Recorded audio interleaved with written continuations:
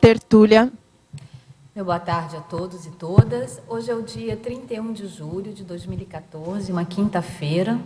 O verbete de hoje é de número 3100, com 6 páginas, 50 logias e 15 máximos. O tema, acupuntura, da especialidade holossomatologia, e o autor do verbete é o nosso, o verbetógrafo estreante aqui, o professor Fabrício Borges. O professor Fabrício, ele é fisioterapeuta, especialista em acupuntura, ele é de natural de Itumbiara, Goiás, e nasceu em 1978. Seja bem-vindo aqui à cadeira de defensor de verbete, professor Fabrício. A acupuntura é o recurso, técnica ou modalidade terapêutica originária da medicina tradicional chinesa, na qual se utiliza a inserção de agulhas especiais em pontos ou locais específicos do soma, com a intenção de produzir a remissão de doenças e bem-estar geral, contribuindo à homeostase holossomática da consciência, homem ou mulher. O holopensene pessoal da terapeuticologia, o avanço das ideias da acupuntura fomentando os evolúcio-pensenes, a eletrosedação energética auxiliando a compreensão dos autopensenes, o equilíbrio somático promovendo a saúde consciencial, o desequilíbrio psíquico provocando desarmonia no soma, o fato da diversidade multiprofissional da acupuntura, os 5 elementos da natureza, madeira, fogo, terra, metal e água, caracterizando a vida humana na dimensão respiratória, segundo a medicina tradicional chinesa. Os órgãos e as vísceras acoplados através da afinidade energética, anatômica e funcional. A divisão dos gêneros em 5 biotipos, elementos da natureza, e 10 temperamentos básicos determinando o circuito de predisposição patológica. A investigação primária da causa e não do problema. Eu li apenas alguma das primeiras linhas da fatologia, que apresenta 20 linhas. E da parafatologia, também com 25 linhas, nós vamos destacar aqui a energia consciencial, o dualismo complementar entre as energias Yin e Yang, a energia Yin sendo a base sólida da matéria e se relacionando à fisiologia somática, a energia Yang construindo o aparato mais fluido e menos denso se relacionando à fisiologia energética do soma, a fisiologia energética dos órgãos e das vísceras construindo e nutrindo energeticamente as células, tecidos e sistemas fisiológicos. Os pontos Wushu antigos utilizados no equilíbrio energético dos órgãos e das vísceras. A projeção consciente proporcionando a captação de neoideias, a doação de ectoplasma controlada pelos amparadores extrafísicos de função durante o tratamento de acupuntura, a paragenética potencializando as ideias inatas da medicina tradicional chinesa no paracérebro do intermissivista. A seção do detalhismo apresenta 27 itens, demonstrando uma consistência significativa do verbete apresentado, e no item argumentologia, na parte de taxologia, o professor Fabrício, ele apresenta, faz uma gradação, de 4 formas de atuação direta ou indireta da acupuntura, considerando os veículos holossomáticos.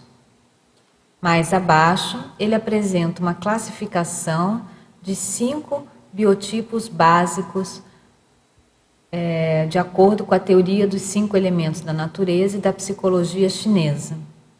Então, nessa classificação, são indicados um órgão principal, de acordo com os elementos da natureza, não é isso? Água, fogo, madeira, metal e terra. Então, em cada um desses tipos há um órgão principal e uma víscera correspondente.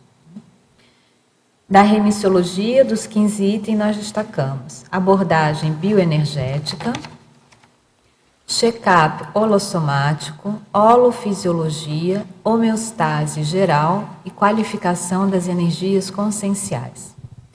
A acupuntura é a modalidade terapêutica capaz de gerar homeostase energética, repercutindo na saúde somática, domínio emocional e agudeza mental, culminando no bem-estar consciencial. Você considera importante manter o bem-estar consciencial? Já buscou formas de tratamento, a exemplo de acupuntura, para alcançar esta condição? A bibliografia específica traz 4 referências.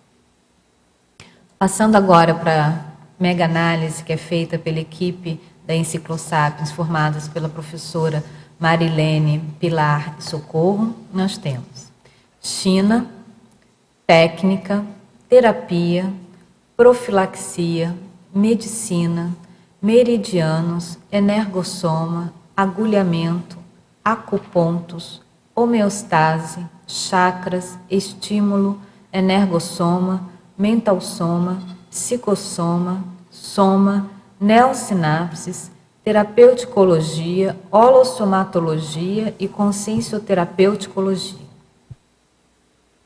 Fabrício, você ainda não é voluntário nosso, mas já é, porque já está apresentando o verbete, já é a primeira atividade voluntária que você está prestando hoje, né? É aqui a apresentação do seu verbete, a doação da sua gestação consciencial aqui para a Enciclopédia da Conscienciologia.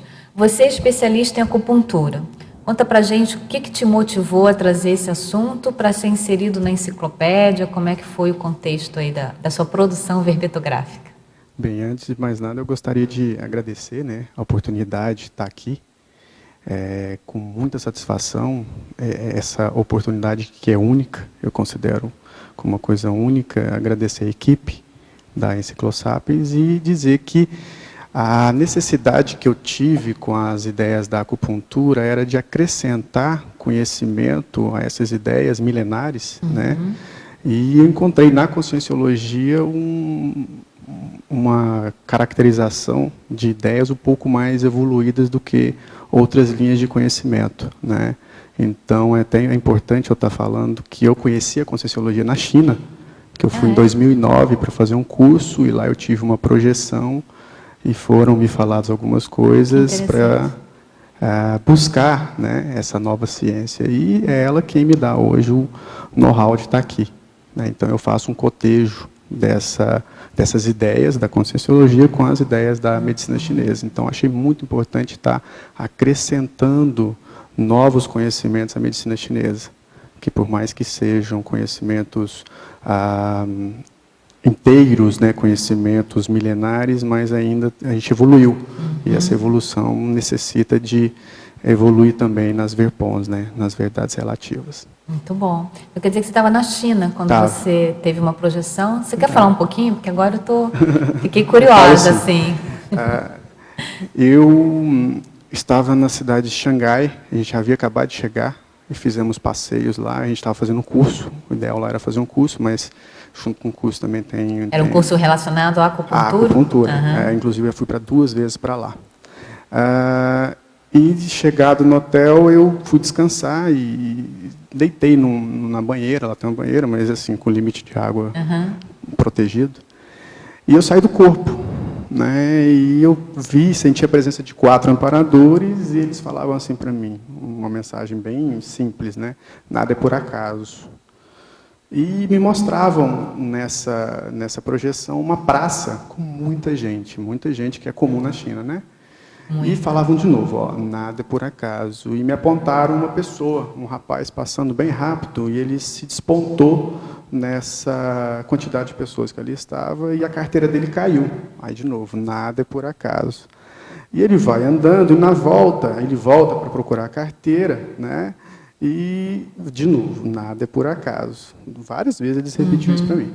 Então, ele pega a carteira e veio a ideia que ele estava procurando alguém. E ele encontra esse alguém porque a carteira caiu e ele volta. Aí eu entendi o recado. Ó, pode acontecer situações negativas, porém, são positivas. Claro. Beleza. Ao entender isso, eu fui levado para um prédio, logo à frente dessa praça, e nesse prédio, um prédio de 4, 5 andares, eu estava numa sala e tinha duas consciências um pouco mais velhas, uma senhora sentada, uma delas, né, com uma vela no lugar do cérebro, uma luz de uma vela. E um desses amparadores falou: e aí, você quer ter essa mentalidade ou essa? E me levaram para a janela, e lá nessa janela me mostraram 6 locais, né, que depois eu fui entender o que era, com uma luz que começava num ponto e ela resplendia a China inteira. E eram 6 luzes, eu fui entender que poderiam ser os serenões e tal. E aí, para onde você quer? Onde você quer ir? Aí, a partir disso, eu voltei, isso durou 40 minutos, né, e fui procurar saber a respeito. E as pessoas que estavam comigo lá, inclusive o casal que me levou para a China, morava na China, não sei se eles estão lá mais, eles conheciam a Conscienciologia. Né? Então, eles me apresentaram e chegou aqui, eu não parei mais de estudar. Apesar de não ser voluntário e por questões mais pessoais, de profissão e tal, mas eu sempre estou aqui escutando, assistindo tertúlia, fazendo verbete. Estou fazendo outro verbete já. Então, parafraseando seus amparadores, nada é por acaso, né? Vamos ver como qual o resultado desse. Você falou, é uma oportunidade única, é a primeira oportunidade, né? Então, vamos ver as próximas aqui, essas próximas vezes que você vier. É muito bom, muito interessante a sua história, Fabrício. Foi legal. Muito bom, muito bom. Está sendo muito legal. Está sendo, né? Muito. Eu acho que esse tipo de abordagens, né, a conscienciologia, como a gente sabe, é uma ciência das ciências. Então, tem um intercâmbio com várias linhas de conhecimento, tem pontos de diálogo, pontos de interseção. E o importante é isso que você falou, é partir de um conhecimento milenar, mas saber que houve evolução, que há expansão, que há abordagens, né, mais avançadas. Vamos lá, então, à pergunta dos teletertulianos. Na estrangeirismologia, Fabrício está se perguntando, poderia nos falar sobre a experimentação pessoal do Qi, ou Qi, né, pessoal, através do tratamento por acupuntura? Sim. O que vem a ser o Qi, ou Qi também, né? O Qi é energia. Né? Então, quando a gente coloca aqui a experimentação do Qi pessoal, é que a gente tem na acupuntura uma situação chamada Teti. O que é o Teti? Quando você faz a puntura da agulha no ponto, você, normalmente, né, o acupunturista ele tem que estimular essa agulha até que a energia chegue no ponto. Então, para a energia chegar no ponto, ela percorre um caminho, que é o meridiano. A sensação física desse Teti é chamada para a gente aí da neurociência, da neurofisiologia, de parestesia. Mas nós que conhecemos um pouco mais a fundo as energias, a gente entende que antes de ser uma parestesia, é a energia percorrendo o meridiano. Então, a experimentação da acupuntura, né, necessita você sentir realmente o Teti, que é o Qi pessoal. Qi é energia.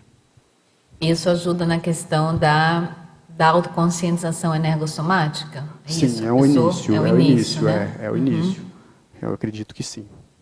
Muito bom. Agora, na pensenologia, na penúltima linha, como a eletrosedação elétrica auxilia a compreensão dos autopensenes? Sim.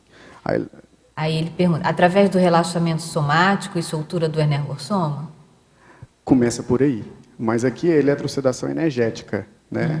O que acontece? Aqui é uma técnica que eu aprendi que promove... É energética, é verdade. Energética. Aqui não é elétrica, é energética. Que não deixa de ser elétrica, né? Mas essa técnica, eu aprendi ela para fazer anestesia profunda. Na China, muitos hospitais não utilizam anestésico. Utilizam a acupuntura para fazer anestesia, ou local ou profunda.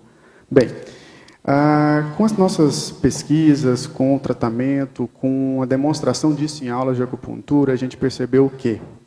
Que se a gente permite a puntura desses pontos com um estímulo elétrico por apenas algum tempo, a gente fala que em 15, 20 minutos, eu não consigo chegar à anestesia profunda, porém, essa pessoa que sofreu, que recebeu esse tratamento, ele parece que percebe, ele consegue perceber melhor os seus próprios pensenes.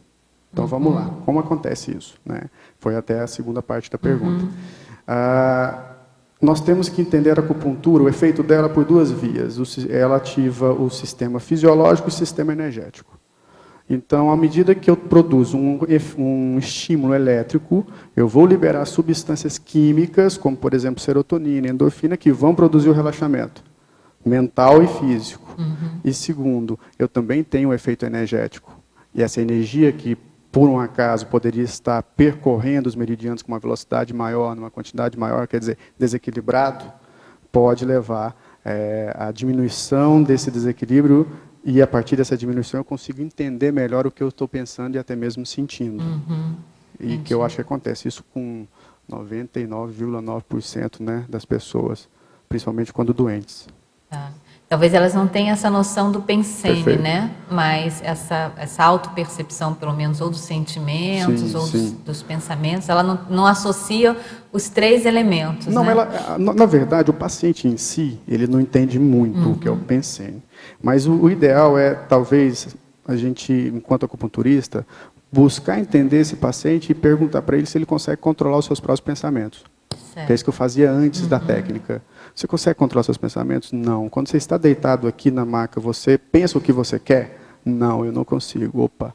Então, a partir dessa fala dele, eu tenho uma técnica que produz um efeito, e esse efeito é que ele sai dali e fala assim, nossa, eu saí diferente. Nossa, eu tinha uma raiva de uma pessoa e não tenho mais, que estranho. Então, eu comecei a pesquisar mais profundo essa ideia que, né, a gente pode pensar no desassédio. Ok. Na fatologia, na página 29, na linha 10, o teletertuliano pede para você falar mais sobre o diagnóstico pelos 8 princípios. Yin, yang, frio ou calor, interior ou exterior, vazio ou cheio. Certo. A medicina chinesa ela é muito rica. E rica em vários sentidos e várias questões. E uma dessas riquezas a gente pode adicionar a questão do diagnóstico, que eu acho muito interessante, porque eles observam desde sempre condições que a gente não observa normalmente. Tá? Então, um desses diagnósticos é essa observação dos 8 princípios. Então, quando o paciente chega lá com uma queixa de gastrite, por exemplo, eu sempre vou analisar se essa gastrite tem uma característica yin ou yang, ou se ela vem do frio ou do calor. Perceba que é sempre opostos. Se ela é uma queixa que veio do interior, quando a gente fala interior é a questão emocional, ou do exterior, que é o clima, por exemplo, ou uma alimentação errada. E por último, né, se ela é vazia ou se ela é cheia, quer dizer, se é uma gastrite que tem energia ou que não tem mais energia. A gente pode até diferenciar em agudo e crônico. A gastrite aguda, por exemplo, é caracterizada pelo excesso de acidez do estômago. E a gastrite crônica é a insuficiência. Então, esse vazio e cheio vem disso. Então, a gente analisa sempre sobre esses princípios de opostos, onde a patologia está, porque a patologia ela não é única, ela tem características. E essas características do yin, do yang, a diferença a gente pode também jogar para essa questão crônica ou aguda. O yin é pouca energia, o yang é muita energia. Então, esse paciente tem gastrite, queimação e borborismo, eu posso pensar que é uma gastrite de característica yang, do calor pela queimação, e o borborismo é porque significa que está cheio. É um exemplo, mas a gente tem vários outros. Aliás, todas as patologias de desequilíbrios a gente caracteriza a partir disso. Ok. Tem uma pergunta aqui que fala por que está faltando a sessão neologia, né, que seria, a princípio, um item obrigatório do verbete. Mas é que a acupuntura não é considerado um neologismo, né? Não é. Então, por isso que não tem a sessão neologia, tá? Muito bom. E aí a teletertuliana pergunta aqui, você pode fazer um cotejo, Fabrício, entre a acupuntura e o paradigma consciencial? Como seria o sinergismo acupunturista conscienciólogo? Você tem experiência nisso, né? Eu acho que é interessante e necessário. E eu não quebrei paradigma algum em fazer esse cotejo pessoal. Por quê? Porque essas ideias da acupuntura, para mim, são inatas. Eu estudo acupuntura desde os 13 anos. A minha mãe me dava alguns livros, lá tinha coisa de acupuntura. Não entendia por quê, mas estudava. Em 99, eu vi um panfleto de curso de acupuntura, eu falei, eu tenho que ir aqui. E a Conscienciologia vem na China para mim. Então, quer dizer, As ideias da Conscienciologia, elas, para mim, elas vieram, repito, para somar, para acrescentar com a acupuntura. E vejo que a acupuntura, pelo menos para mim, as ideias dela combinam muito com as da Conscienciologia. Então, para mim é simples, é fácil, foi tranquilo. Já nada é por acaso, né? Já é para ser. Então eu não tive dificuldade em realizar esse cotejo e muito menos em quebrar paradigma, muito pelo contrário. Eu acrescentei informações ao meu próprio paradigma. Expandiu, né, seu paradigma, né? Muito. Quer falar, não? Nesse mesmo contexto, Fabrício, eu vejo que é uma coisa bem óbvia, porque a medicina chinesa, ela admite outros corpos, já começando pelo energossoma e holochakra. Então, ela já entrou na holossomática. A bioenergética é autoexplicativa, não precisa de falar que é uma medicina bioenergética. As multiexistências também, óbvio, porque a pessoa traz na paragenética doenças que ela mesma fabricou em outros corpos, e eles são importados para cá, então para o corpo atual que a pessoa tem. E a multidimensionalidade, você trabalha com uma coisa que é a Dimener, você trabalha com a dimensão energética da consciência. Então, fica completamente adequado dentro do quadro e da visão chinesa também, que eles têm essa mesma visão. Lembrar que os primórdios da Conscienciologia aparecem na China. Então, isso tudo está bem conectado. Posso aproveitar para também fazer uma pergunta para ele, Cris? Sim, você claro. tem pressa? Existe na Conscienciologia uma das consciex avançadas chamada Qi Lin, né? Considerado um serenão, uma consciex avançada, e o símbolo dessa consciência, ela se apresenta como uma representação também do dragão, por causa do dragão que tem o chifre, que é o unicórnio. É a representação do unicórnio, o dragão chinês. Então, você que conhece bem a cultura, você poderia fazer alguma associação para a gente, por que essa consciex se apresenta com esse tipo de simbologia ou de representação que faz conexão com esse dragão do chifre, que é a representação do unicórnio, que é a representação da gentileza e da multidimensionalidade. Então, o unicórnio tem esse tipo de conexão, é uma representação histórica dessa personalidade. Você poderia comentar? Sim. Na China é engraçado que tudo que envolve império envolve a cor dourada e dragão. E a questão dos dragões lá na China é diferente do Ocidente. Quer dizer, lá os dragões eles servem para desassediar. Eles limpam o ambiente. Para nós não, eles soltam fogo e mata e queima, né? Ao contrário, lá, à medida que eu tenho um processo de assédio, um processo de doença, uma crise, possessão, chamam os dragões. Então a gente pode pensar nesse fato. É uma simbologia. E o imperador, os imperadores antigos, né, eles não viviam sem uma capa ou algo que ele pudesse visualizar esse dragão no momento de dificuldade, ele acessava essa ideia, nesse símbolo. Uma figura, que para eles é muito importante. E a gente tem também um tratamento que a gente chama de 7 dragões, que já é descrito na China há milhares de anos, e hoje a gente tem capítulos de livro que falam sobre isso, que promove a desobsessão. Então, existe um capítulo no livro, inclusive está até na referência bibliográfica, chamado Possessão, o capítulo. Eu posso até contar a minha história com esses pontos, que eu acho ela interessante e importante para todos, e para os acupunturistas principalmente. É que em 2006 eu tive acesso a esse capítulo de livro, li, entendia, não conhecia a Conscienciologia ainda, mas eu entendia, pensei, interessante, vamos ver se isso, né, é realmente real.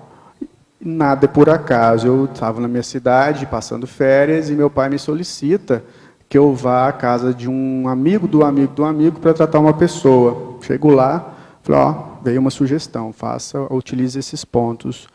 E no rodapé do livro, do capítulo, né, desse livro, está escrito, pode haver visualização de pessoas que você não consegue ver.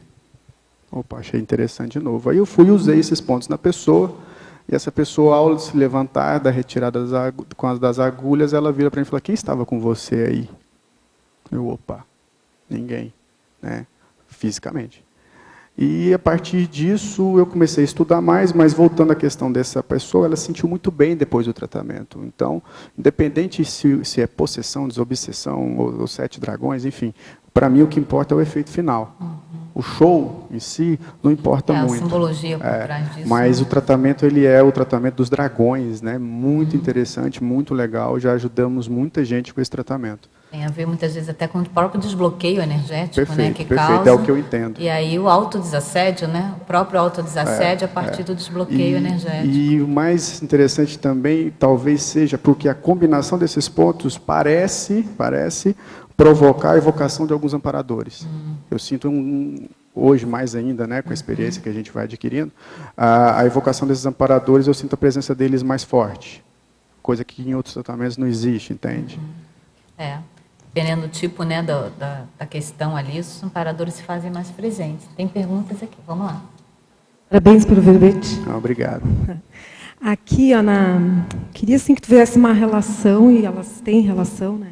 Na parafatologia, na 7ª linha, o Yuan Ti, energia ancestral, ativando o sistema imunológico e a expressão gênica. E depois, na ciclologia, na 2ª linha, o ciclo vigília-sono desequilibrado, contribuindo para a degradação da quantidade e qualidade do Yuan Ti. Yuan Ti. Yuan Ti.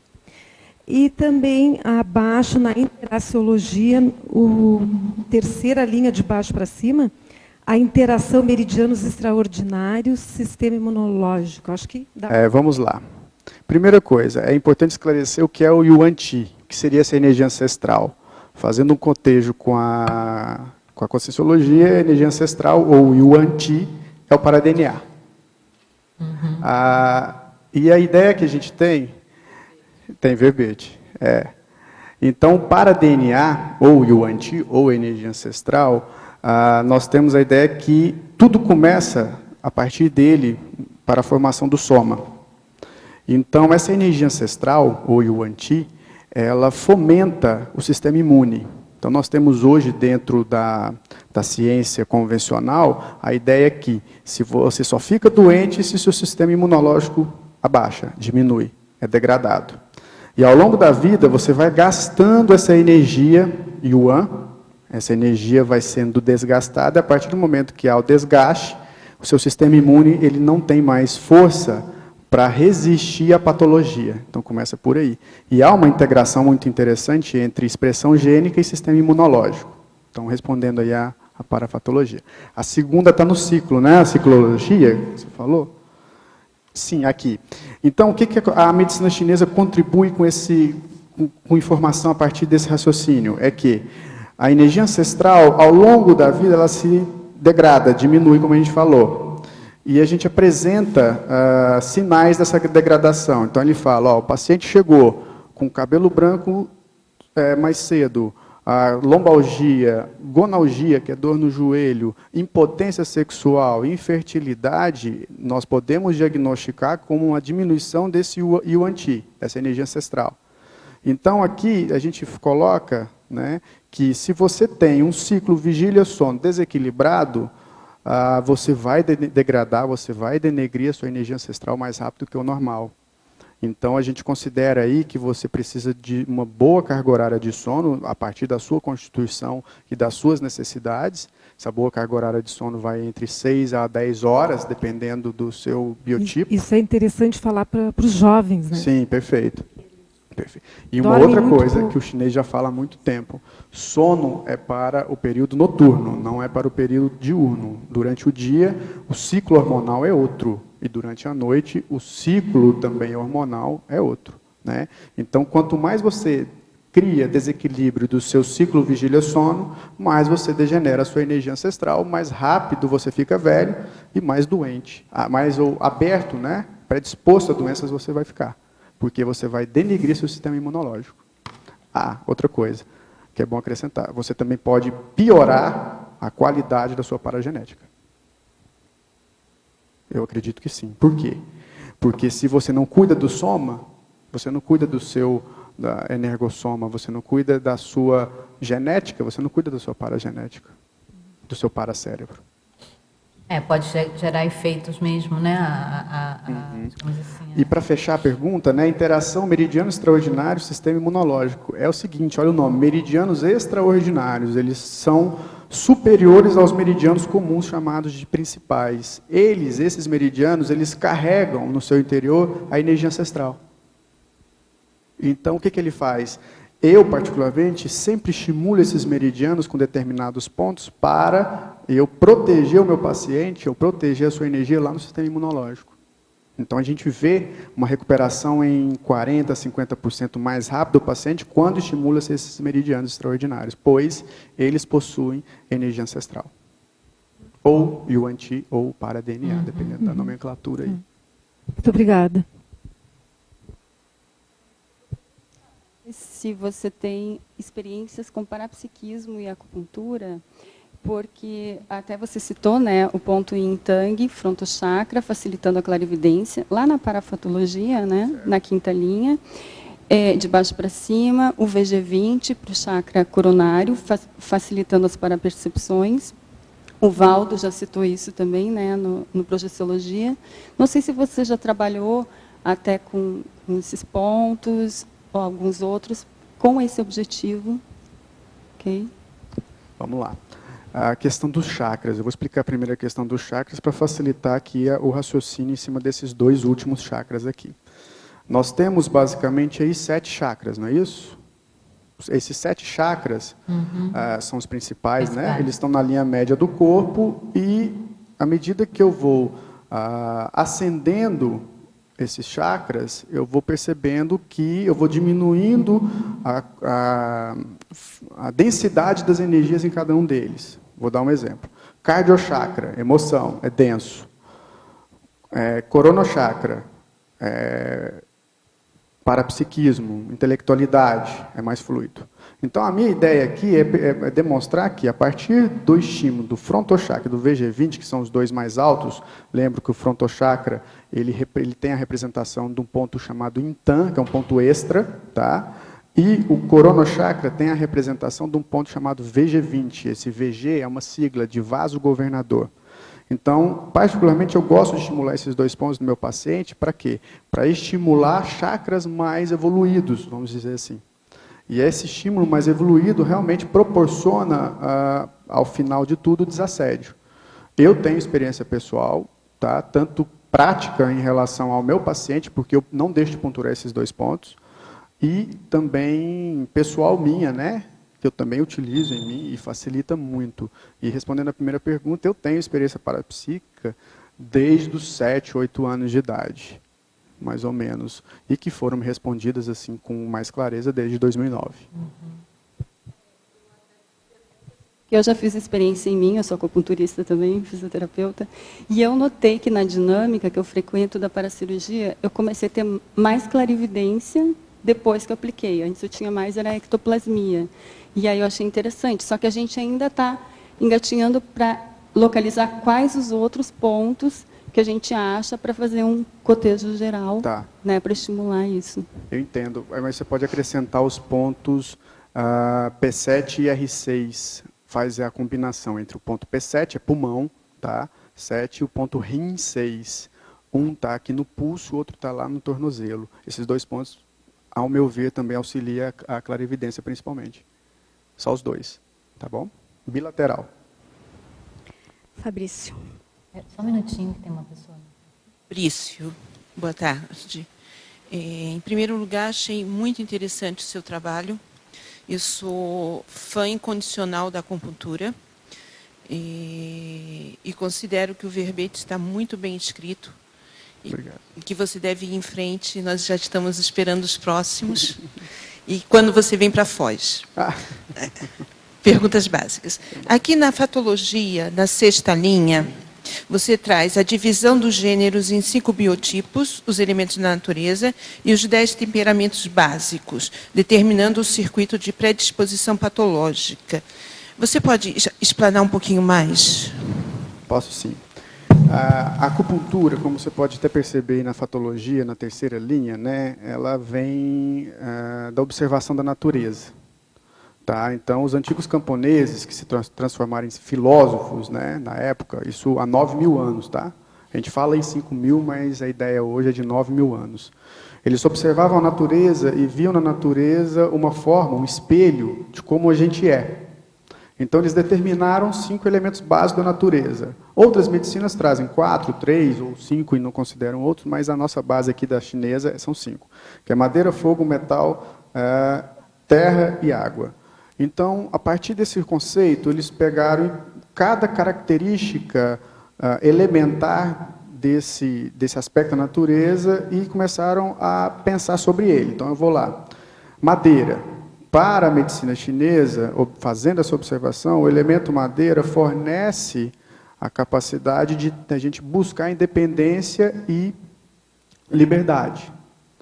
E as características da madeira em si se assemelham às características funcionais do fígado e da vesícula biliar. Então, a gente pega um elemento chamado madeira, adiciona a ele um órgão chamado fígado e fornece a esse elemento também uma víscera chamada vesícula biliar. Essa listagem aqui está na sua caracterologia, Perfeito, né? perfeito, Que você coloca na isso. caracterologia. Então, a partir desse princípio, e a gente utiliza isso para todos, tá? A gente começa a ver o quê? Que cada pessoa, cada um de nós, cada consim, ela possui um biotipo diferente. Por mais que a gente tenha a mesma forma, que é formado por cabeça, órgãos, a cabeça, tronco e membros, nós temos características diferentes. Então, o que nós fizemos aqui? Nós dividimos em 5 biotipos, então cada um tem uma característica que está lá na última página do nosso verbete, e a gente criou a ideia de que essa pessoa, tendo mais um formato físico, um biotipo madeira, tem uma tendência a ter problemas onde? No fígado e na vesícula biliar. Advindos, talvez, por uma emoção em excesso, e essa emoção normalmente seria a raiva. A raiva em excesso, a mágoa em excesso, o rancor em excesso, tem uma afinidade maior em promover desequilíbrios no fígado e na vesícula biliar. Entende? Então, a esteatose, a própria cirrose, problemas físicos no fígado podem, né? A gente ainda está estudando muito isso para falar se é, mas pode estar relacionada ao seu biotipo, ao seu temperamento, que pode ter como principal traço, né, emocional a raiva. Então, a gente pensa nisso. Então, quando eu falo aqui em 10 temperamentos, é porque existe também o outro aspecto. A raiva ela é yang, ela é ativa, né? Ela leva a expressão, ela leva a fala, o grito. Existe também a raiva yin, que é o quê? É o contrário.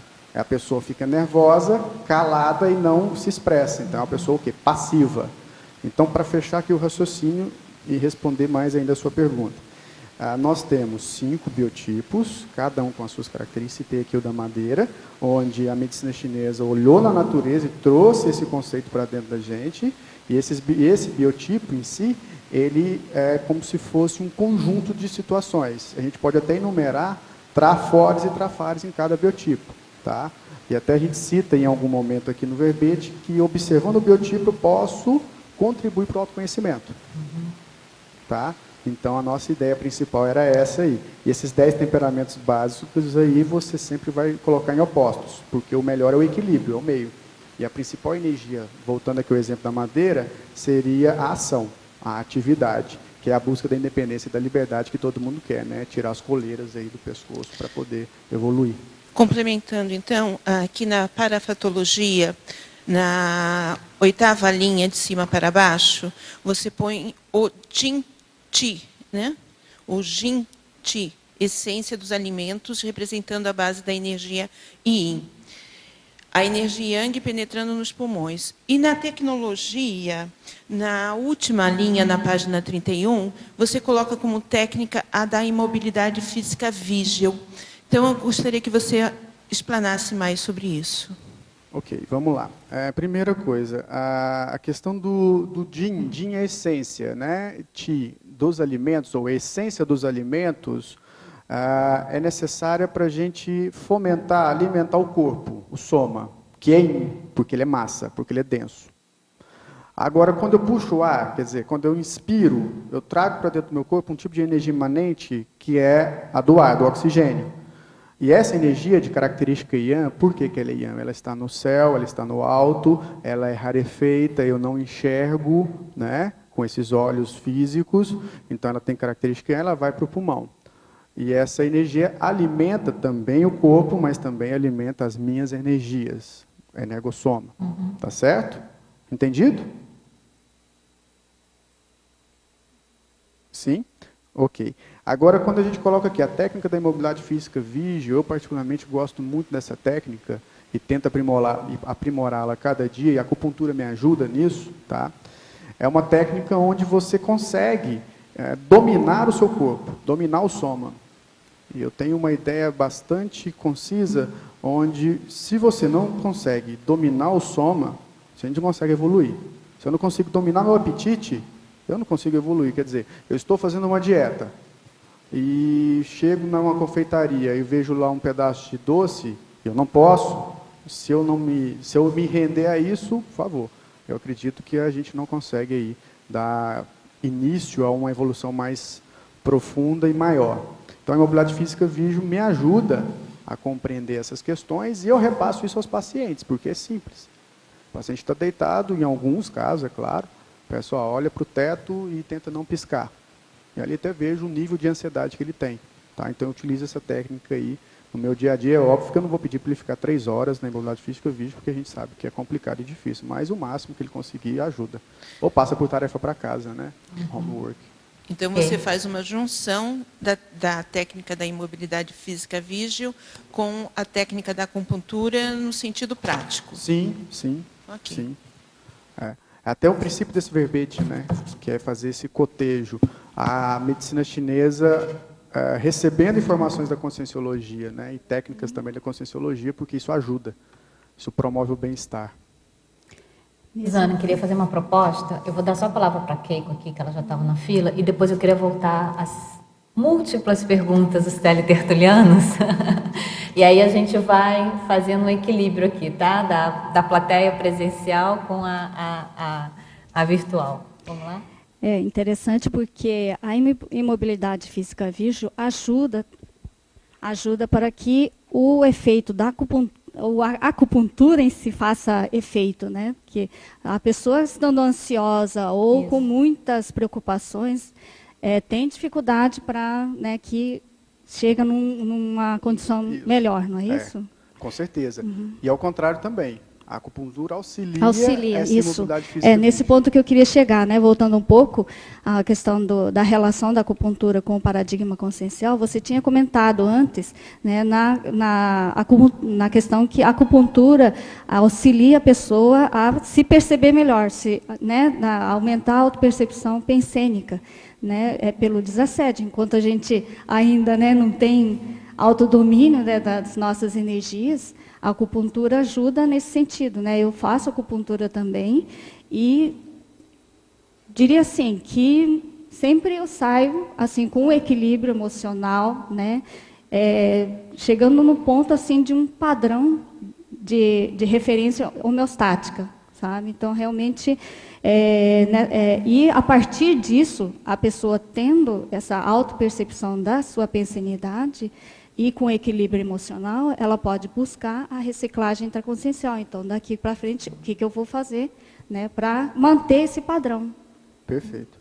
É esse raciocínio, inclusive está descrito aqui em várias partes do verbete. Né?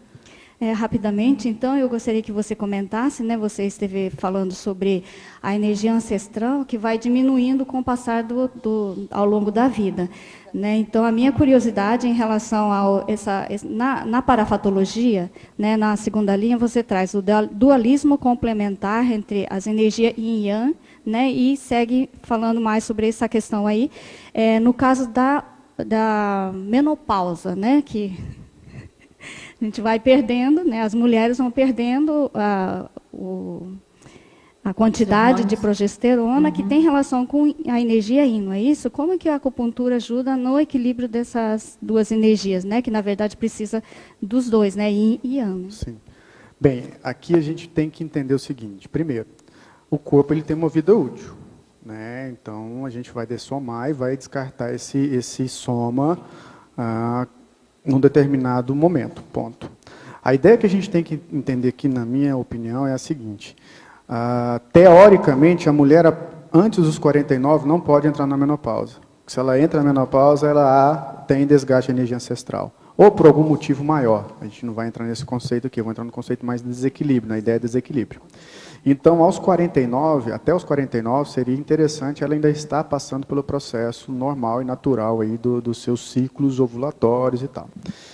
A medicina chinesa, ou qualquer outra técnica, eu acredito que a gente não consegue fornecer quantidade de energia ancestral. O que a gente vai conseguir, talvez, é prevenir o desgaste, é diminuir esse desgaste ao longo desse tempo. Tá?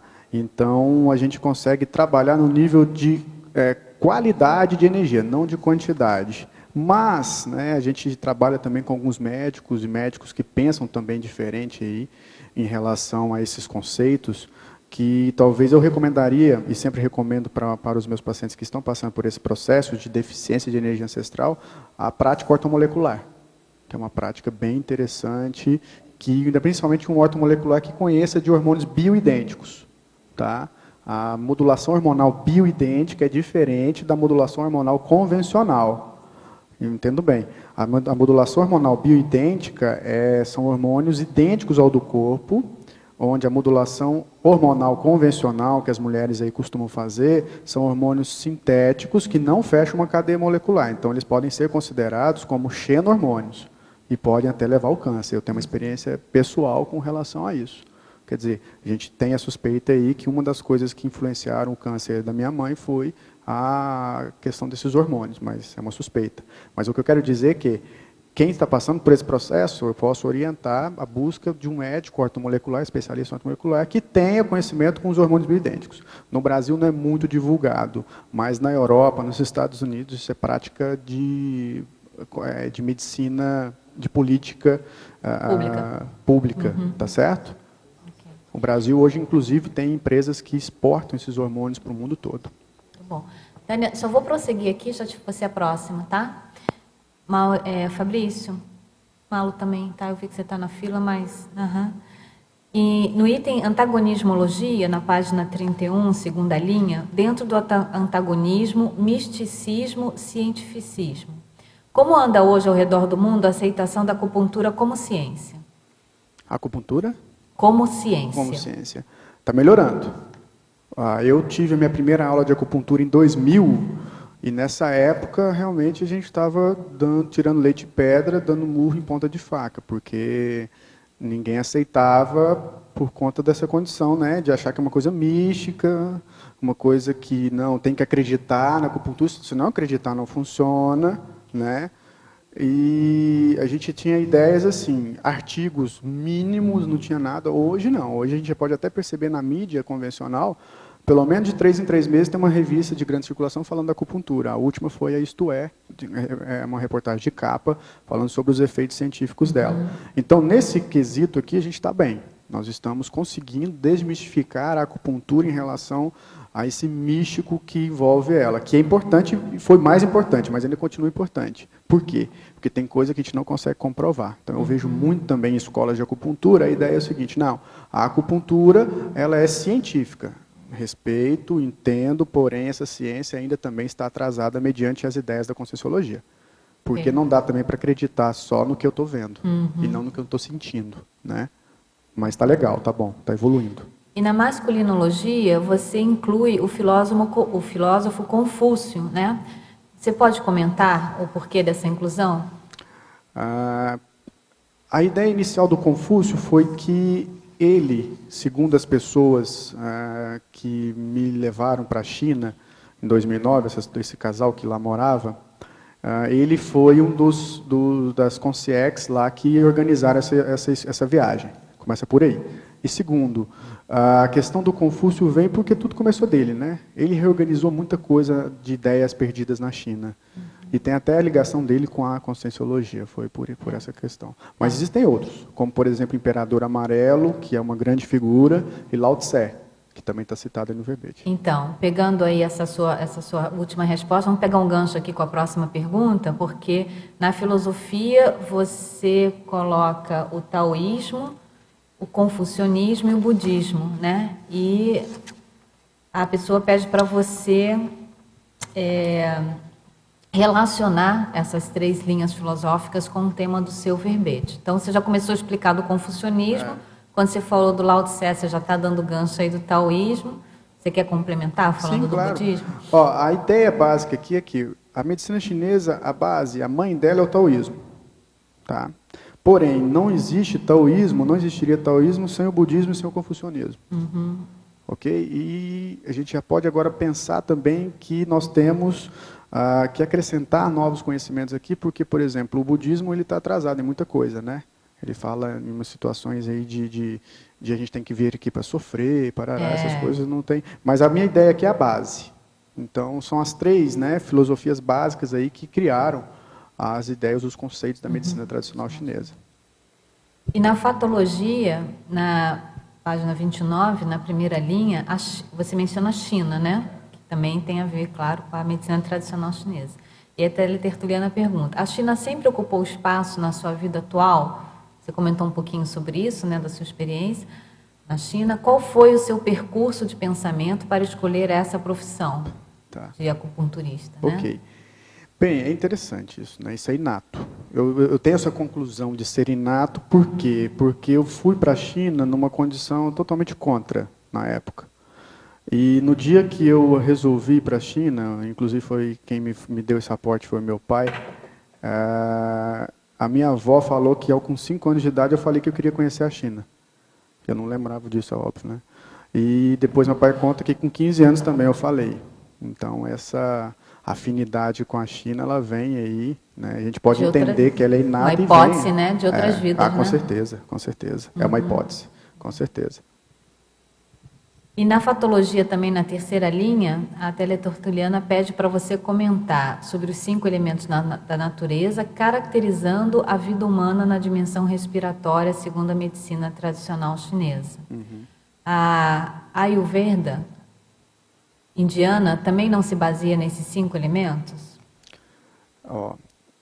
Primeiro, vamos lá. Primeira pergunta em relação à caracterização. Então, a gente vai repetir aqui um pouco, mas eu posso falar de outro elemento para poder entender também, todos aqui entender. Então, vamos lá. Essa ideia, né, dessa caracterização vem da relação entre as pessoas da China antiga e a natureza. Então, esses camponeses que depois viraram filósofos, eles ficavam observando a natureza e verificavam que a natureza podia fornecer conhecimento para a gente. Então, vamos lá. Nós temos 5 elementos básicos, né? Inclusive é interessante observar também que cada elemento da natureza ele fabrica, ele forma outro elemento. Então eu vou até citar aqui a ideia porque é interessante. Por exemplo, o elemento madeira, ele forma o elemento fogo. Não tem jeito do fogo se manifestar em outro local que não seja na madeira a partir desses 5 elementos, quer ver? O fogo não consegue queimar a terra. O fogo não consegue queimar ou pegar no metal, ele consegue aquecer o metal. E o fogo não consegue queimar a água. Então ele só consegue fazer isso com a madeira. Então a madeira gera o fogo. O fogo queimando a madeira, temos as cinzas, que gera terra. A terra se solidifica, gera metal. O metal é derretido, gera a água. E a água agoa, vai nutrir a terra, levando à formação da madeira. Então está tudo interligado. Tá? E essa interação se faz também através agora do corpo. Então, tem um paciente agora hipertenso. Esse paciente hipertenso, normalmente ele vai ter, eu falo isso porque isso não é regra, pode mudar, ele vai ter um excesso do elemento fogo. E ele vai ter uma insuficiência do elemento água. E quando eu pego a hipertensão e explico ela a partir da fisiologia, a gente percebe que o quê? O coração está com problema e o rim pode ter problema, ok? Então, quem está presente no elemento água é o rim e a bexiga, e quem está presente no elemento fogo é o coração e o intestino delgado. Mostra essa inter-relação, né, entre os órgãos. Uma interdependência. Uma interdependência, uma inter-relação entre os órgãos. Muito bom. Parece que ela faz outra pergunta. Ela fala da medicina Ayurveda, O conhecimento que eu tenho da Ayurveda ainda é muito pequeno para eu poder responder a ela. Eu acho que eu prefiro não responder assim, afirmar. Então você não sabe se baseia nesses mesmos. Eu acredito que não. Acredito que são 4 elementos, mas eu também não tenho competência suficiente para estar afirmando, eu também desconheço. Em voluntariologia, você pode falar do voluntariado do projeto Acupuntura do Bem? É um projeto que a gente tem em Goiânia, né? Eu sou natural de Tumbiara, mas a gente reside em Goiânia. É um projeto que nós temos lá de atendimento à sociedade carente com acupuntura. Então, nós temos um centro de acupuntura, e lá funciona uma pós-graduação em acupuntura, então os nossos alunos e eu mesmo, a gente atende a população carente e presta esse serviço aí de retribuição e contribuição com a sociedade que tanto necessita, né? Porque realmente ficar apenas por conta dos remédios, das medicações, eu acredito que não é muito agradável. Antes de conhecer a conscienciologia, frequentei uma clínica onde a acupunturista fez uso da auriculoterapia e identificou minha melim através desse recurso. Você pode comentar? Sim. Aqui até na fatologia tem aqui o diagnóstico auricular. É interessante porque se você observar o pavilhão auricular, a orelha, ela, vista de cabeça para baixo, é um bebê. Ela é um bebê de cabeça para baixo, então o lóbulo seria a cabeça do bebê. Então o que os chineses fizeram? Mais uma vez observando, né? Começaram a observar que era um bebê e que qualquer alteração na orelha, num ponto auricular, levava ou poderia ser proveniente de uma alteração interna. E se eu pego essa alteração interna, associo ela à emoção daquele órgão alterado, eu posso, né, facilmente diagnosticar uma melancolia, assim, que normalmente poderia estar associada ao pulmão ou ao intestino grosso. Você poderia explicar melhor, Fabrício, em quais ocasiões podem ser utilizados os vasos maravilhosos, é isso? Sim. Vasos maravilhosos. Aqui já a gente entra com uma questão técnica da acupuntura e eu vou responder por mim. Mas antes de responder a minha ideia, eu respondo no geral. Existe uma ideia da literatura, da acupuntura, falando que não é interessante punturar vasos maravilhosos, que seria o estímulo dos meridianos extraordinários, que a gente falou anteriormente, porque se você faz a puntura desses pontos, estimulando esses meridianos, você vai desgastar a energia ancestral. Tá? Então existe essa linha aí, principalmente a linha europeia, não gosta muito de fazer essa puntura, porque eles falam que a gente vai gastar. Então não seria interessante. Tá. Estudando, penetrando aqui nessa especialidade da acupuntura, eu respondo a Télio Tertuliano o seguinte: eu prefiro gastar essa energia para economizar depois. Como? Se eu tenho um paciente doente, desequilibrado, ele está gastando energia ancestral para manter aquele desequilíbrio. Ele não consegue se reequilibrar, logo ele está desgastando essa energia. Quando eu utilizo os vasos maravilhosos, que vai estimular os meridianos extraordinários, eu ganho cerca de 40% a 50% em eficácia, em eficiência. Então essa eficiência vai fazer com que eu traga o meu paciente ao equilíbrio mais rápido. Porque tudo que a gente está falando, né, Fabrício, é uma questão de a gente pode falar, né, uma questão de bloqueio do seu ponto de vista energético e uma condição de um condicionamento energético, né? Sim. Porque essa condição de desgaste, porque parece que a energia vai e não volta mais, mas não é isso, né? É uma má utilização do seu potencial energético. Deixa eu esclarecer essa parte que você falou, Cris, pelo seguinte. Quando eu estou falando de desgaste de energia, eu não estou falando nem de paracérebro, nem do energossoma, estou falando do corpo. Do corpo físico, perfeito. O corpo físico não adianta. O dia de hoje, o que eu gastei de energia aqui, eu não volto mais. É nisso que a gente está dizendo. Então, é como Mas não do ponto de vista energossomático, não? Não, de forma alguma. É como se existisse um marcador biológico no corpo. Existe, chamado telômero. Ele está internamente nas células, é um marcador. Ele me mostra a quantidade de tempo que ainda aquela célula consegue existir. Então, eu até faço uma relação entre telômero e energia ancestral. Então, a nossa ideia aqui é pensar em energia ancestral formando e sustentando o corpo, o soma. Então, a ideia que o pessoal tem da acupuntura, a medicina chinesa, é não utilizar os vasos maravilhosos, pois vai desgastar essa energia. Então, vai desgastar o corpo. Mas eu o utilizo em todos os pacientes, em todos os casos, pois eu entendo que, ao utilizar esses pontos e estimulando esses meridianos, eu vou recuperar o meu paciente mais rápido. Então, até tem um princípio aqui, que é o princípio de gastar para economizar. Vai ter mais vitalidade, né? Vai alcançar física, mais vitalidade física. Como você realiza a regulação energética na acupuntura e por quantas vezes durante a semana? Eu recomendaria todos os dias. Todos os dias. Para mim, isso aqui seria talvez a mesma coisa de comer, de se alimentar, pois se faz bem, né, não faz mal. Na China, eles fazem 2 vezes por dia, quando o paciente está internado. Tá? E a regulação eu faço de acordo com o que me apresentam, né? Então, basicamente, seria a técnica de tonificação e sedação. O que é isso? Tonificação, eu aumento a quantidade de energia daquele elemento, mas entenda bem, o conjunto, né, o resultado ali das energias sempre é o mesmo. Existe uma quantidade específica de energia. Não estou aumentando, não estou ganhando energia, ao contrário, eu estou redistribuindo essa energia. Então, eu tenho lá um coração com excesso de energia, esse paciente pode desenvolver ansiedade, eu tenho que diminuir essa energia, isso é chamado de sedação. Agora, eu tenho um coração triste, esse paciente tem déficit de energia no coração. Então, agora o que eu faço? Eu aumento a energia dele. Mas não é, eu não estou dando energia, não estou pegando energia e colocando lá, estou redistribuindo essa energia. Então, basicamente, a nossa técnica começa com esse princípio de tonificação e sedação.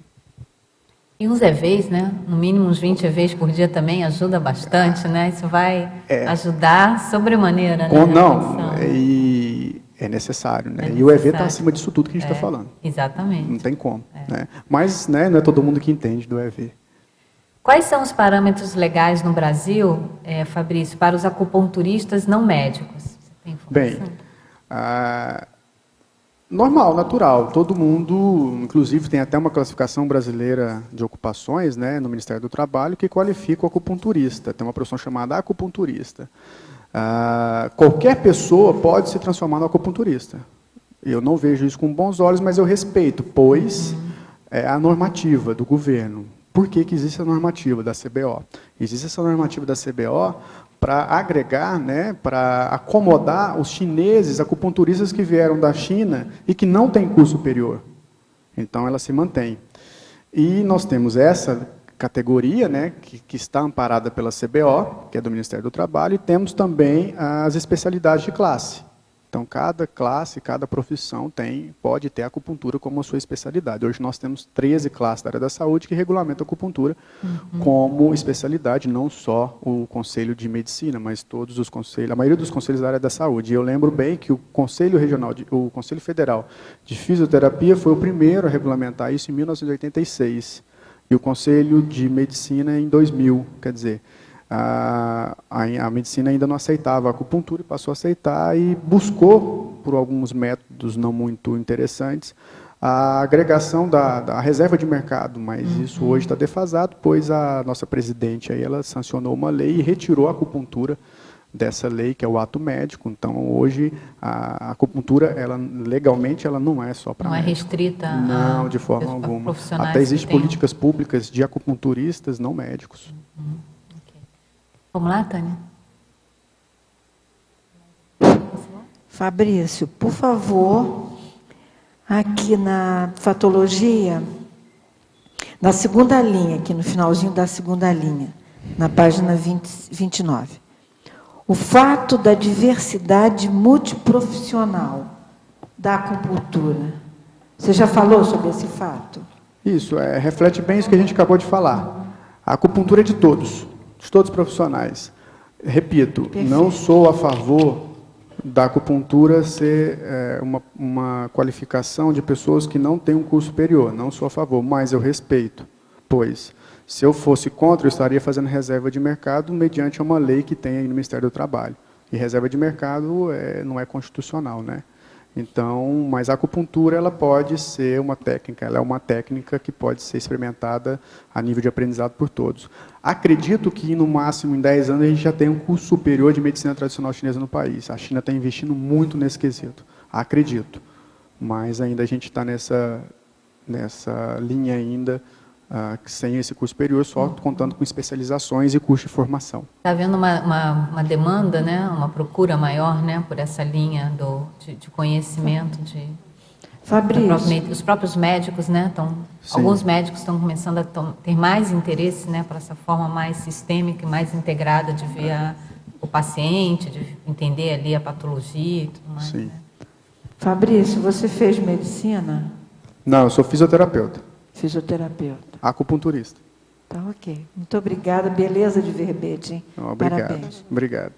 Também gostaria de comentar, Fabrício, que a acupuntura, eu morei na França há mais de 30 anos. A acupuntura faz parte da Seguridade Social e ela você aplica de tudo. Como a homeopatia é uma linha em todas as farmácias que é encontrado, e você também tem homeopatas, alopatas, na sua maioria, os médicos têm as duas formações e podem medicar e receitar nas duas linhas terapêuticas.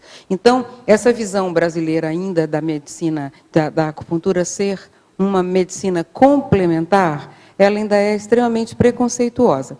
Mesmo porque a acupuntura é super eficaz em processos neurológicos. Eu sou paciente da área, fui paciente da área, antes, durante e após cirurgia, convalescença, tal. E eu tenho certeza que essa técnica que foi utilizada, ela é responsável por uma série de benefícios que eu tive. Por exemplo, não ter parestesia, não apresentar parestesia depois de cirurgia neurológica, não ter qualquer tipo de sequela de qualquer natureza. Inclusive, o descolamento das fáscias da cicatriz, não deixar endurecer áreas e me criar bloqueios paracorticais e criar problema depois no meu processo parapsíquico. Então, eu vejo assim, nós precisamos trabalhar bastante no sentido dessa divulgação e parar de usar esse termo medicina complementar. Complementar parece que estava faltando um pedaço, então ela foi lá, ela quebra um galho. Ela não quebra um galho, ela é, em si, medicina essencial. E ela é profilático-terapêutica, ela não é um ato terapêutico apenas, ela evita. Então, eu vejo que é preciso começar a acabar com essa história da vovozinha, que é o chazinho, que é a alopatia. Por exemplo, toda farmácia francesa ela é herborista. Você compra os chás, você usa os cogumelos. Então, existe uma visão na Europa muito mais integrativa do que a gente tem no Brasil, que é aparentemente um país moderno e que veio da onde? Dos índios, dos indígenas, das infusões, das tisanas, das práticas energéticas. Nós estamos negando uma parte da nossa cultura. E isso também dificulta o trabalho dos amparadores, porque o processo deles é direto com a energia. Se você tem uma medicina energética, é evidente que vai fazer muito mais efeito e ser muito mais utilizada para a recuperação do que uma outra que passa por N aparelho, não sei o quê, remédio sintético fabricado em laboratório que dá câncer. Então, é preciso começar a mudar essa visão. E a pessoa que pode muito mudar, além do profissional, é o paciente. Ele tem que botar a boca no trombone. E onde ele for falar em alto e bom som, na frente de todo mundo, aquilo que funciona. E outra coisa, ele tem uma base cultural, de erudição, que ele possa falar sobre isso e discutir com qualquer pessoa. Perfeito. Então, eu acho que isso precisa ser um pouco mais no sentido do debate agressivo, no sentido de trazer o fato, apresentar, discutir e discutir com os profissionais que te atendem. Eu falo de acupuntura e falo de homeopatia com todos os profissionais que me atendem, médicos de qualquer tipo, com qualquer tipo de formação. Cirurgião, olha, tem isso também, olha, você conhece tal tratamento? Não, é muito eficaz por causa disso, por causa daquilo. No seu caso, iria ajudar, porque os médicos também ficam doentes. Sim. E eles também precisam dessas informações. E só acrescentando, até onde eu sei, existem só apenas 2 países no mundo que falam e determinam que a acupuntura é só de médico. Um é a Arábia Saudita e o segundo é a Suécia, mas a Suécia não é por um fator de reserva de mercado, porque lá não existe subclasses.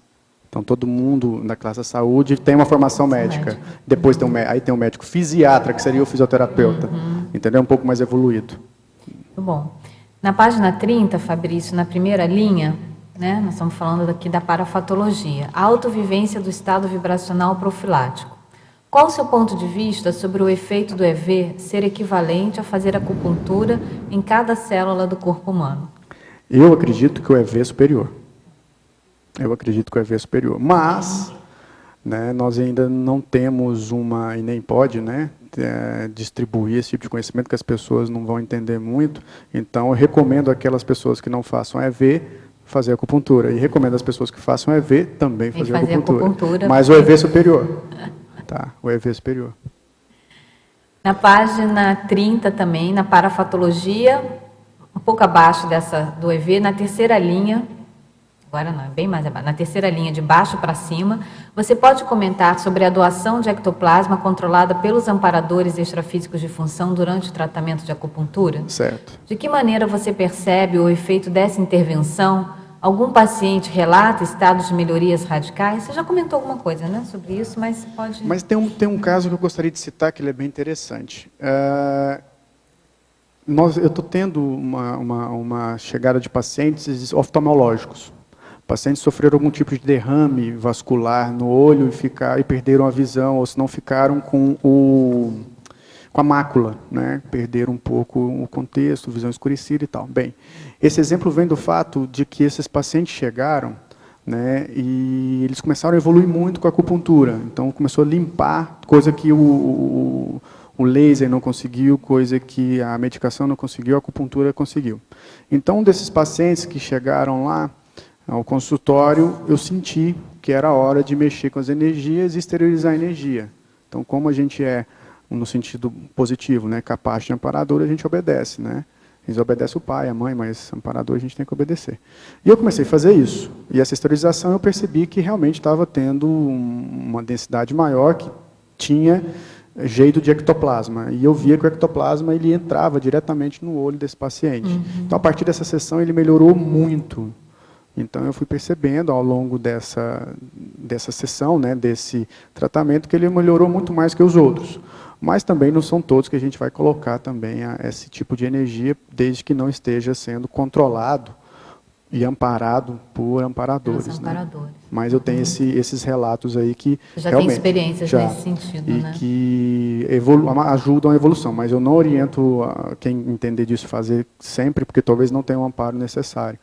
E realmente já fiz poucas vezes, mas... E você falou que, né, o amparo de função, né, o amparo extrafísico de função. Então, estando você na sua profissão, lá com a intencionalidade assistencial e tendo energia para doar, lógico, os amparadores vão fazer o uso disso, né? Com certeza. Na sinergismologia, na terceira linha, página 30, sinergismologia, terceira linha. Você pode fazer um contraponto entre o sinergismo acupuntura, medicação alopática, e o outro sinergismo, acupuntura, homeopatia? Sim. É o seguinte, a medicação alopática ela é necessária. Ela é necessária, isso é fato. Mas a medicação alopática, a gente não pode esquecer que ela age no soma, somente. Então, vamos pegar aqui um antidepressivo. O antidepressivo, em sua maioria, ele vai proporcionar um restabelecimento da quantidade de serotonina. Mas isso vicia. Então, se o médico, se a pessoa, o psiquiatra lá que faz a recomendação do remédio alopático, não prevê uma curva onde eu vou tomar medicação, mas daqui 6 meses eu começo a diminuir a dose, tarará, eu vou tornar o meu paciente viciado, como a gente sabe que tem muita gente que não consegue sair da medicação. Agora, se eu tenho um médico ou algum outro profissional que consegue ter conhecimento, que tem conhecimento da homeopatia, o que poderia ser feito? Você tem depressão, nós vamos entrar com essa medicação, com essa quantidade, né? Mas ao mesmo tempo você vai fazer a acupuntura e você vai tomar a medicação alopática. A medicação homeopática. Por quê? Porque na hora que ele chega no ápice desse tratamento, que eu acredito aí em 4, 6 meses, o pouco que eu conheço disso, ele tem já um salvaguardo das energias dado pela acupuntura e dado também pela homeopatia. Então, aqueles níveis de serotonina, quando ele tira o remédio, não vão cair de repente, porque ele tem algo ali sustentando. E eu recomendaria a acupuntura, assim, se possível, para o resto da vida. Né? Na China, eles fazem acupuntura preventiva. O médico lá recebe para você não ficar doente. Se você fica doente, você para de receber. A diferença. Ao verbetógrafo, tem um sério problema de friagem nas extremidades. Teria acupuntura solução para este problema? Sim. Principalmente se o caso da friagem vier da ansiedade. Tá? Mas, inicialmente, a gente já pode considerar que é uma energia, que a gente chama de energia patógena externa, que é frio. Né? Então, essa pessoa deve ter uma sensibilidade maior à questão não seria nas mãos que ela falou aí? Não, só falou extremidades. Extremidades. Ela tem uma afinidade maior com essa energia patógena. Recomendo, e o tratamento poderia ser através da moxa, que é uma técnica de moxiterapia, que é uma técnica que a gente tem com uma erva chinesa chamada artemisia, que ela esquenta o ponto de acupuntura. Então, eu vou com uma energia contrária àquela que está me agredindo. Então, se o frio me agride, eu entro com calor. Mas, até onde eu sei, eu acho que temos condição de recuperar, sim. Uma pergunta aqui que você já respondeu em alguma das suas colocações, mas se você quiser fazer mais um acréscimo, quem pode exercer essa profissão de acupunturista e onde existem cursos para esta prática? Todos podem exercer, é só procurar lá, se embasar na CBO, Classificação Brasileira de Ocupações, e cursos a gente tem aí, né, no Brasil todo, nas grandes capitais principalmente. Tá? Em Goiânia a gente tem o nosso, mas tem mais escolas em Goiânia, enfim, tem que procurar. Procure pela especialização em acupuntura, ou se não, pós-graduação em acupuntura. Lembrando que a pós-graduação normalmente é só para quem era da saúde, especialização ou formação não é necessário. Ok. Cris?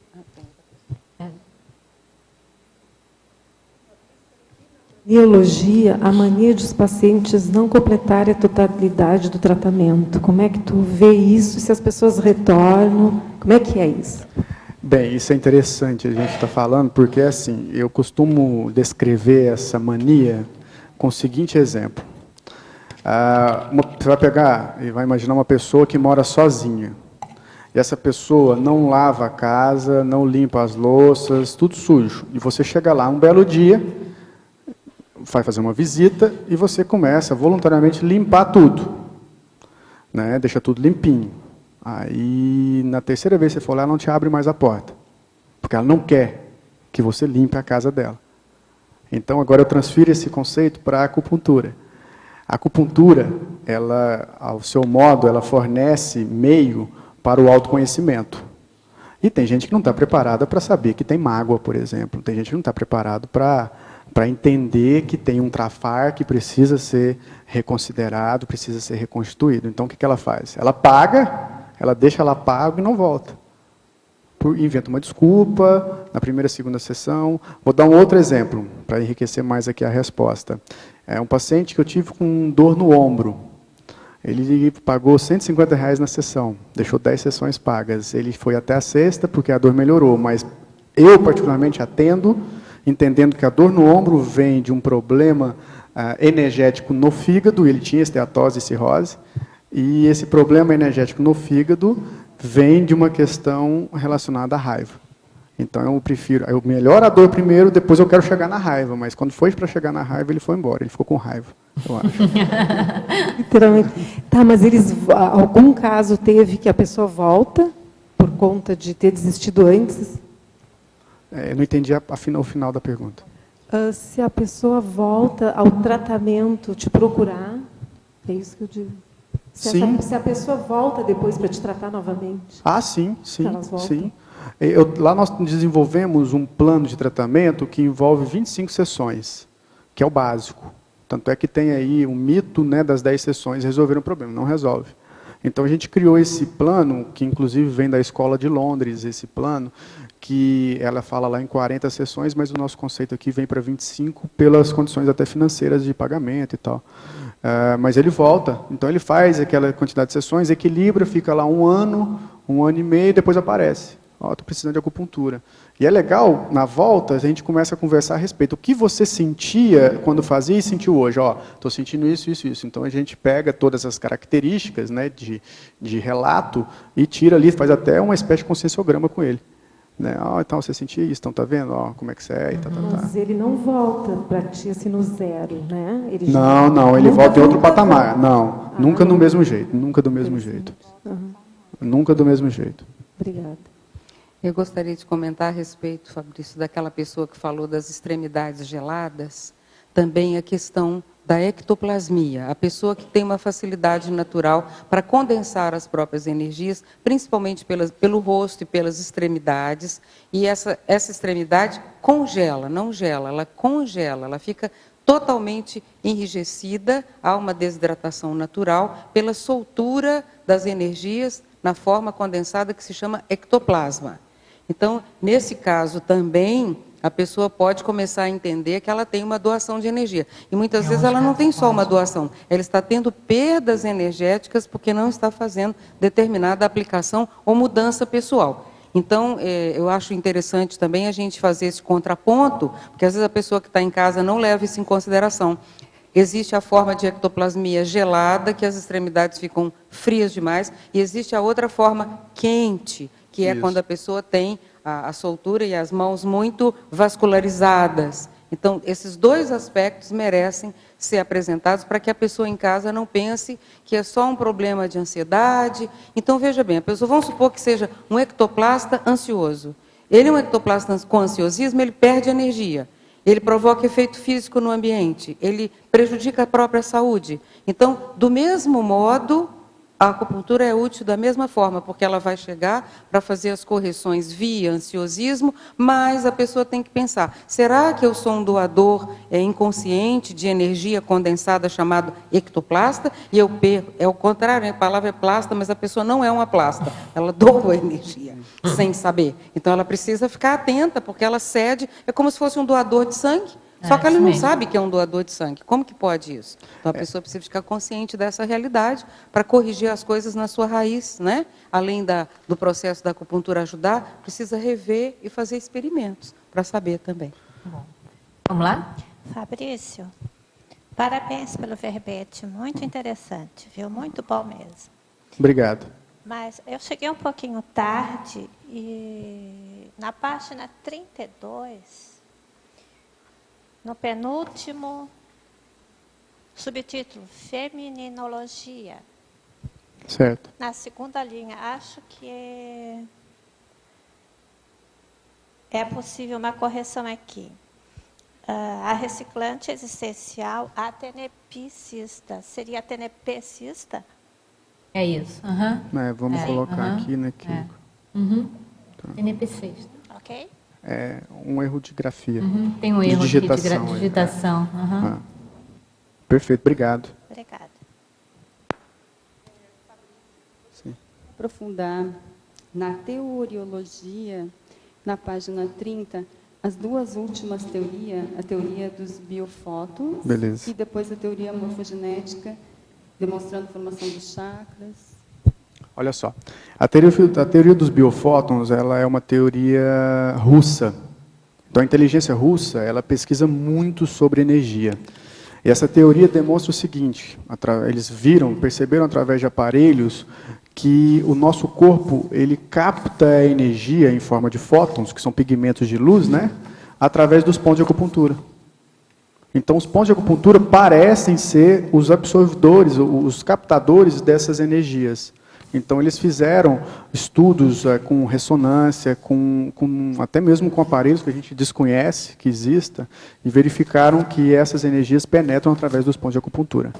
Existe agora essa outra teoria, né, deixa eu só lê-la aqui para ficar mais fácil. Ó. A teoria morfogenética demonstrando a formação dos chakras e dos canais de energia precedendo o desenvolvimento embriológico de todos os outros sistemas fisiológicos. Isso aqui é muito interessante. Fizeram também estudos chineses, né, inclusive o instituto desse sujeito que fez o estudo, ele tem uma verba anual de 10 bilhões de dólares, né, só para a gente ter uma ideia, e verificou-se que os meridianos de acupuntura e os chakras, eles têm um desenvolvimento, eles precedem o desenvolvimento embriológico, então a ideia é que antes do corpo ser formado, a informação para que haja formação do soma fetal, ela vem através dos meridianos de acupuntura, dos meridianos de energia. Então, o energossoma realmente, né, parece, né, que ele é formado anteriormente, ele precede a embriologia. E, ao meu ver, ainda por cima, a gente tem, a medicina chinesa já falava isso, tá? Mas a gente tem o para-DNA, ou energia ancestral, sendo percorrida, estando dentro, no interior desses meridianos, para que as nossas características estimulem a construção embriológica, estimule a divisão embriológica, a diferenciação embriológica para formar o nosso corpo a partir das nossas características pessoais. Tá? São teorias que aí existem, se quiser depois eu passo aí a referência, mas a gente tem dissertação de mestrado no Brasil falando sobre isso.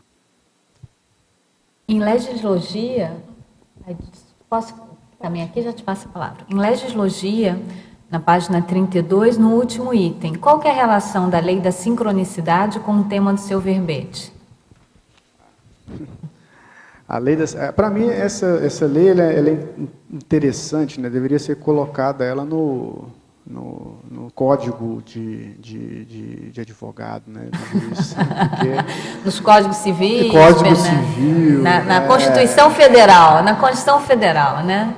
Porque é o seguinte, nada é por acaso, né? Então, é aquela história exatamente, que eu contei aquela história que você contou no início, né? E essa questão da sorte não existe. Essa questão de sorte é competência. Você tem que estar afinizado com as energias e com as ideias inatas aí para estar onde está no lugar certo. Então, a lei da sincronicidade em relação à acupuntura vem até mesmo do fato do paciente procurar. Isso. Eu tenho projeção, vejo uma pessoa que eu estou mexendo nos pontos de acupuntura dela, passa 2 semanas, a pessoa chega lá. Isso deve ser sincronismo, né? Porque teve um outro paciente que me procurou uma vez, ele chegou lá no consultório e ele falava assim para mim, ó, eu vim aqui, eu não sei por que não. Eu não sei o que eu vim fazer aqui. Eu vim aqui, mas o meu caso é o seguinte, eu estou com depressão e eu não sei o que aconteceu, que eu estou aqui.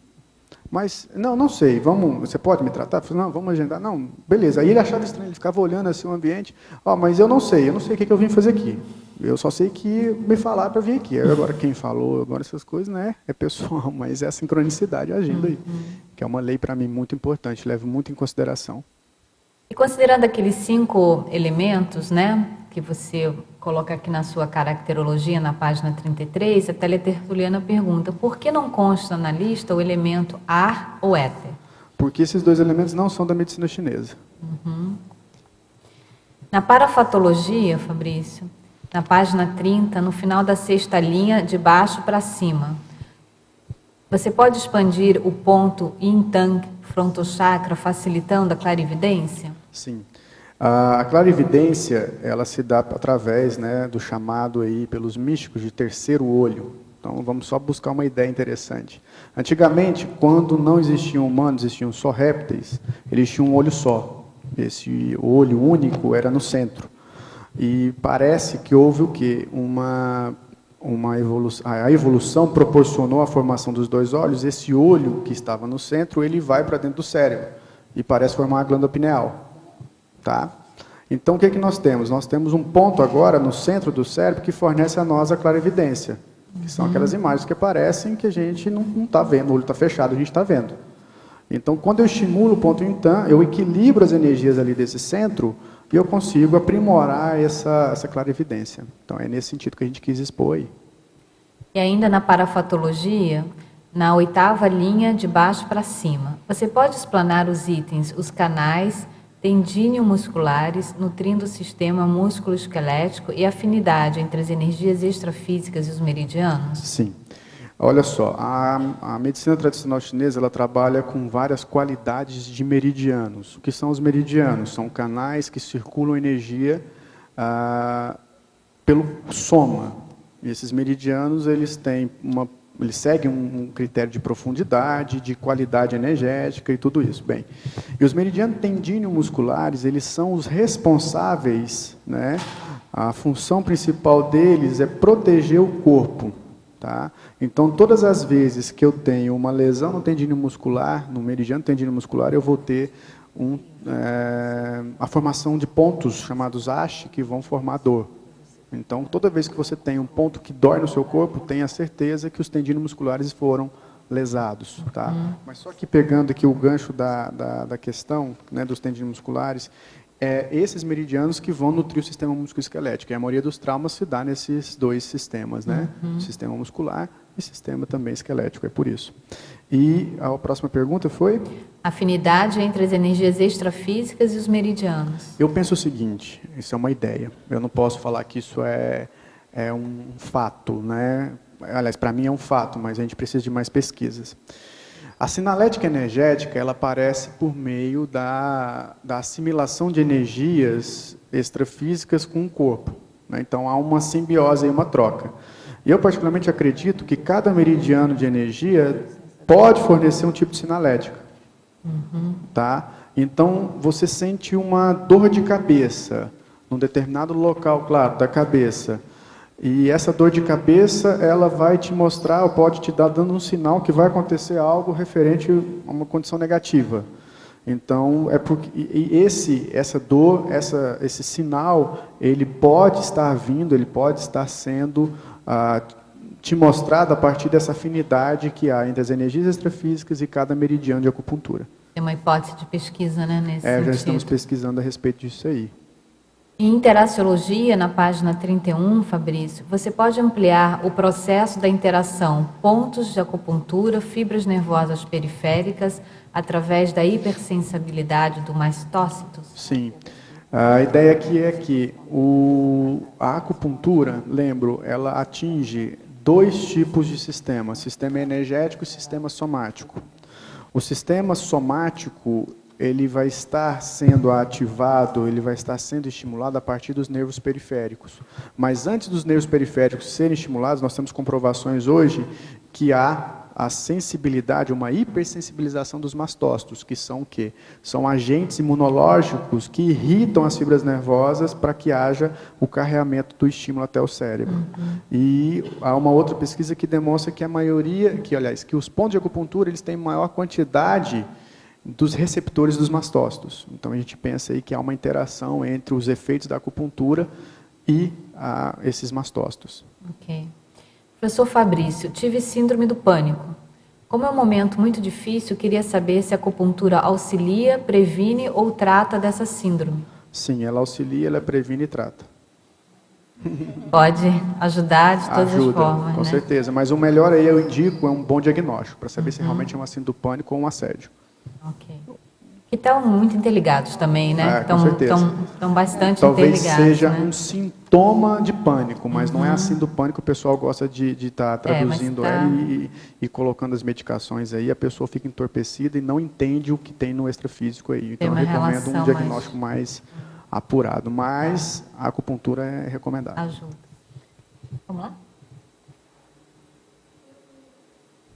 Queria saber alguma relação que se possa fazer a respeito de acupuntura e o corpo, o soma feminino, sabe? Se tem alguma diferença e se tem alguma relação que se faz em relação tipo, até saúde ginecológica, saúde da mulher, qual que é a relação disso que pode ser tratada na acupuntura.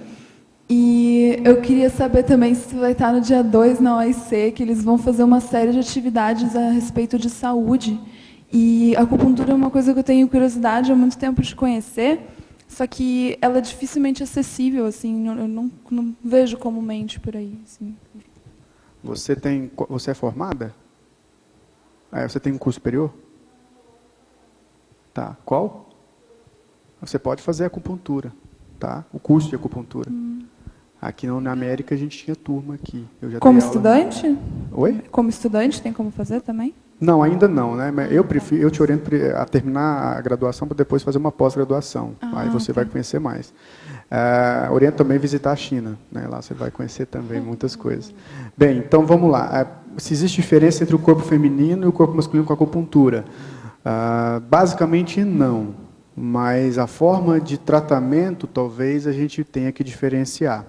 E existe também agora uma especialidade chamada de síndromes femininas, que são profissionais que estão estudando, divulgando trabalhos somente a partir dessas síndromes femininas, porque a gente também tem que entender que o soma feminino, né, que o ginossoma, ele é muito mais complexo e rico do que o androssoma. E a forma de tratamento ela tem que ser diferenciada, mas basicamente não há diferença porque os pontos são os mesmos, porque as funções são as mesmas, mas as disfunções elas vão ser diferenciadas. E os hormônios femininos influenciam muito mais nessas disfunções, principalmente a queda desses hormônios. Olá, parabéns Fabiana. pelo verbete, Obrigado. tá muito bom. Obrigado. Eu tenho uma pergunta referente à binomiologia, na página 31, na terceira linha. O binômio raiz do temperamento, fator biotipológico. Não sei se você já falou sobre isso. Não, ainda não. E é interessante a gente estar falando, porque a raiz do temperamento, né, ela determina as suas inclinações, determina o seu mater pensene da consciência. E a partir de alguns estudos, de algumas conclusões, eu acredito que o mater pensene, que está lá na raiz do seu temperamento, ela vai determinar o seu biotipo. Então, como a medicina chinesa categoriza esses biotipos em 5 tipos básicos, né, a gente pode pensar que você tendo aí um trafor de maternidade, você vai ter um biotipo mais terra, que vai ter uma função uterina mais equilibrada, uma função de glândulas mamárias mais equilibrada. Então, eu penso nessa linha, é por isso que está aqui no verbete. Entendeu? São nódulos holomnemônicos. Que eu percebo? Assim, até fazendo um cotejo da minha prática também. Muitas vezes a pessoa ela tem alguns processos físicos, né, atuais, que têm relação com processos traumáticos do passado. Como que você vê isso na acupuntura em relação a tratamento? Porque muitas vezes quando você desfaz esse processo, ou não digo desfazer, mas que você acessa esse processo, esse local, você pode desencadear algumas repercussões. Eu queria ver assim, se você tem alguma experiência prática disso na tua experiência clínica. Sim, sim. Às vezes, alguns pacientes, a gente até já sente que isso vai acontecer e a gente já avisa, talvez você pode piorar para melhorar. Porque você desfaz esse nódulo, ele começa a trazer à consciência sentimentos que na cabeça dele ou na ideia dele não eram dele, mas né? Olha, esse nódulo pode ser ele. Então, a experiência que eu tenho é que pode acontecer, e acontece muito, tá? Pacientes que saem da sessão e vão para casa dormir, choram muito, mas o ideal é entender que depois que isso passa, ele melhora muito bem, né? Ele tem uma melhora muito maior, que é uma cartaz. Mas existe, e eu acredito que dependendo do caso, né, você nem estimula, porque há pontos também que você pode ir mais profundamente no paciente. Em outros casos, você fica mais na superficialidade, porque talvez o paciente ainda não tenha o entendimento de controlar isso, né? Mas eu tenho experiência nisso, sim. Fabrício, você poderia relacionar... Você mencionou agora há pouco que precisavam 25 tratamentos. Certo. Né? Você acha que 10 é pouco. Eu desconheço a quantidade de tratamento, mas você poderia mencionar a relação... Sempre tem um tratamento vinculado a questões pessoais, temperamentais e intraconscienciais? Sim, eu faço isso, sempre. Por isso as 25 e não as 10, digamos assim. Mas aí eu digo também que as 25 são poucas. Eu falei das 25 porque é um programa que a gente tem, que é o que o paciente consegue, numa primeira etapa, né, está até pagando, tem toda uma questão financeira, econômica e tal. Mas eu acredito que seria para sempre. Pelo menos uma vez por mês fazer uma sessão de acupuntura a esse nível. Até a gente coloca aqui que é o método de tratamento da acupuntura mais profunda, que é trabalhar essa questão. Mas você sempre utiliza a acupuntura, até na 25ª sessão. Sim, sim. Acupuntura, florais, reflexo, mas aí também tem envolvimento de outras sessões. Mas a homeopatia, a modulação hormonal, terapia frequencial, tudo que está aí também na sinergismologia, a gente faz lá. Tá? Menos a medicação que a gente não tem ainda não, a gente não tem, né, a jurisdição para estar recomendando. Até se tivesse também eu não faria. Ok, obrigada.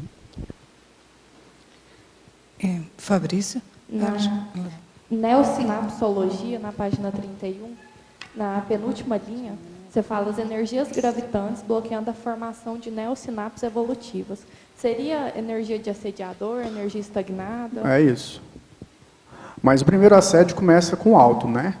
Então a gente começa a criar uma cultura interna, por exemplo, de medo. E o medo, ele vai desequilibrar suas energias. Primeiro, ele desequilibra a sua evolução. Ele impede que você conheça coisas novas, né? Ele te dá a neofobia. E, ao mesmo tempo, o medo ele pode te dar um problema no rim, um problema na coluna, um problema no joelho.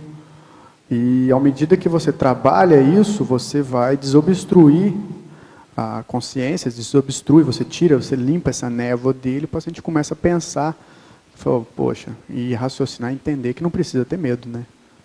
Mais ou menos assim. Patopensenidade, né, Fabrício? A condição da patopensenidade, Perfeito. né? Eu vou te passar já a palavra, Tamara. Fabrício, eu gostaria que você falasse a respeito da acupuntura e a relação com câncer de mama. Como pode ser usado como medida terapêutica e profilática também? Quem está falando aí? É a Rose, aqui Rose. no B. Seguinte, eu tenho muita curiosidade em entender mais, estudar mais, inclusive isso está na minha pauta de próximos estudos, que é a relação entre a acupuntura e o câncer de mama. Mas agora, nesse momento, a única competência que eu tenho para te responder é que a acupuntura consegue melhorar os efeitos deletérios da quimioterapia e da radioterapia. Até aí só. E prevenir, tá? Mas o tratamento em si eu não tenho ainda não, mas vou ter no futuro bem próximo, aí é alvo dos meus estudos. Lembrando que Galeno fazia a conexão de temperamento melancólico, melancolia e câncer de mama. Isso é bem antigo, já está lá na medicina antiga. Mas eu queria que você comentasse, por favor, Fabrício, a relação que você vê desse alinhamento energético que a acupuntura produz, o alinhamento paracerebral, então, que ele produz, cérebro, ações, comportamentos, etc. Como que ele é? Também tem outras linhas que fazem isso, por exemplo, a osteopatia colabora neste alinhamento, ela também faz isso. E a questão do fluxo do cosmos. Por quê?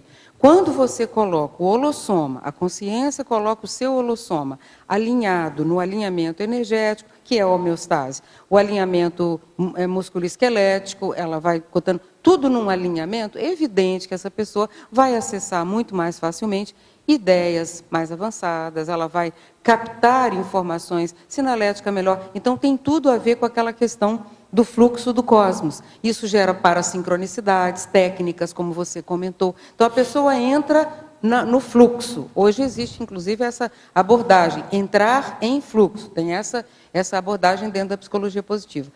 Então, eu queria que você comentasse isso, como que você vê. Ô, Marlo, esse raciocínio que você colocou é a base da minha ideia para o verbete.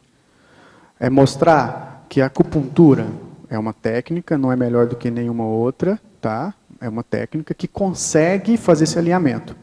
E no momento que eu estou alinhado, o meu holossoma está encaixado, o meu paracérebro está ativo, e ele consegue transportar essas informações para o cérebro, principalmente sem passar pelo coração, porque se passa pelo coração, eu estou produzindo emoção.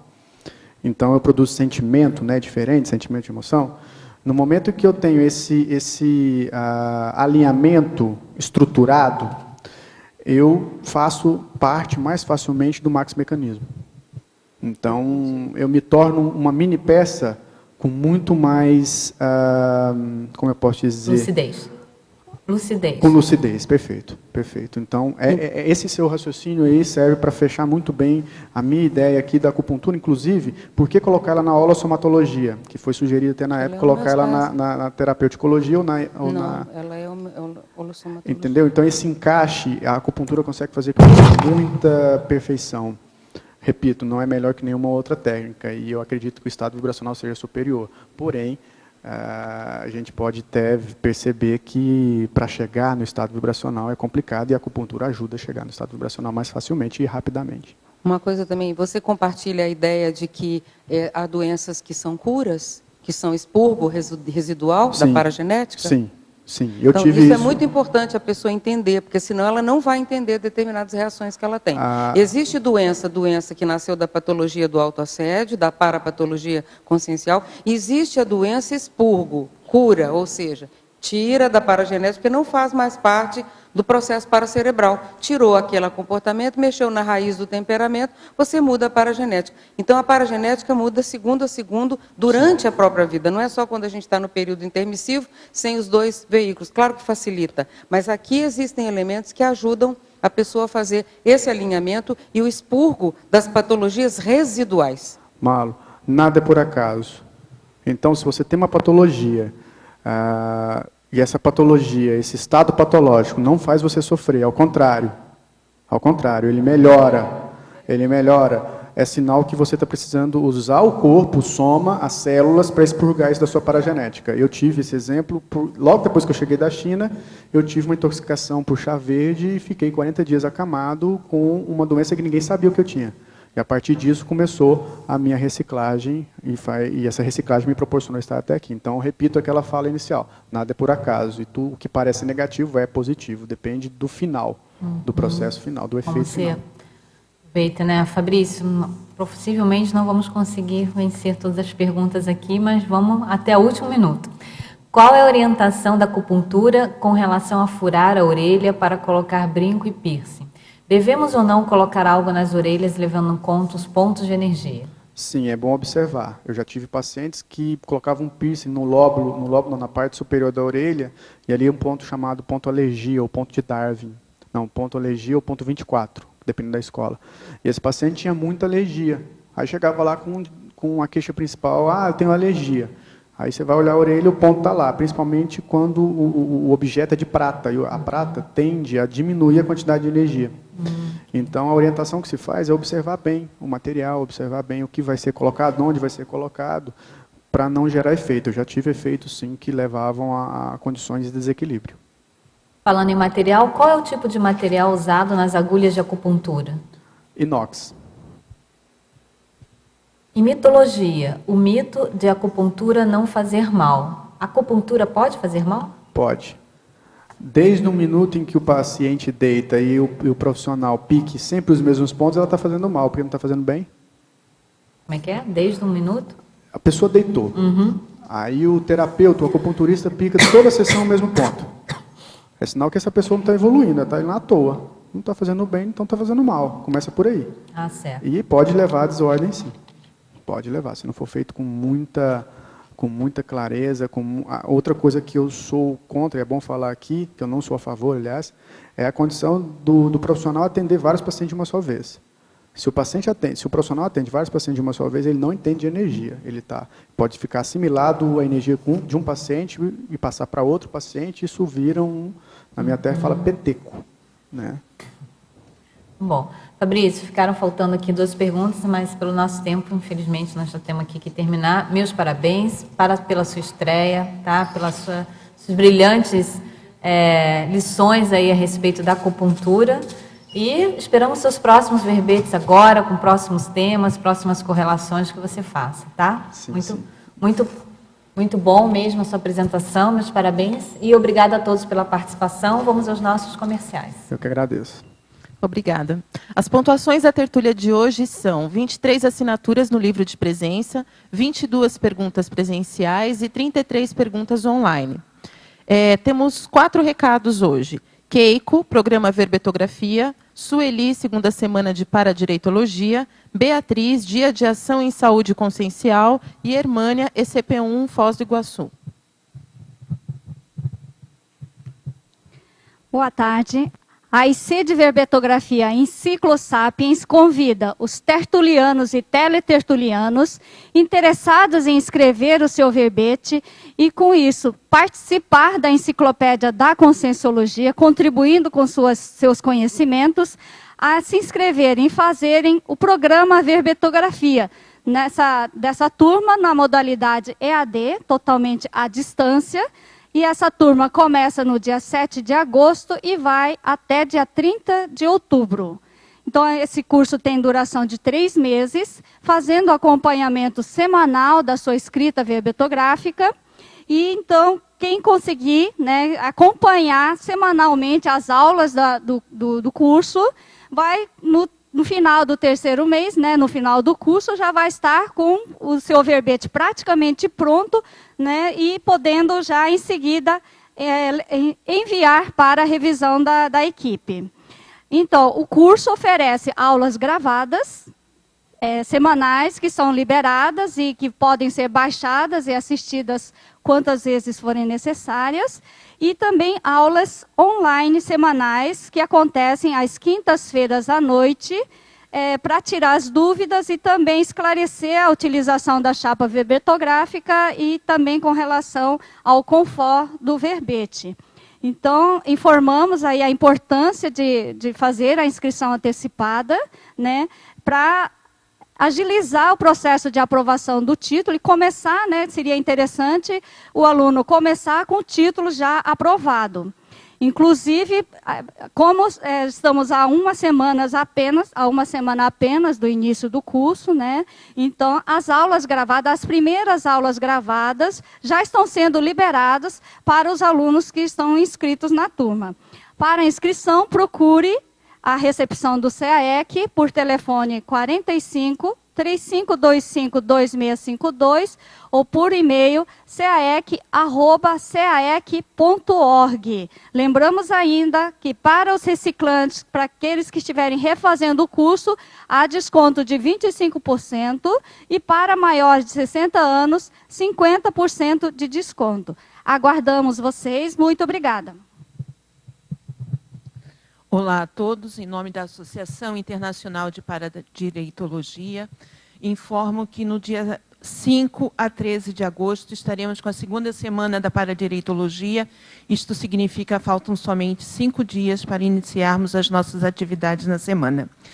O 6º Fórum da Paradireitologia traz uma novidade este ano, que é a condição online. Estaremos com o fórum sendo apresentado ao vivo na rede. Para isso, você pode contactar o CAEC no caec@caec.org ou no telefone 45 3525 2652 e maiores informações no blog paradireitologia.blogspot.com.br ou no Facebook Paradireitologia. Grata.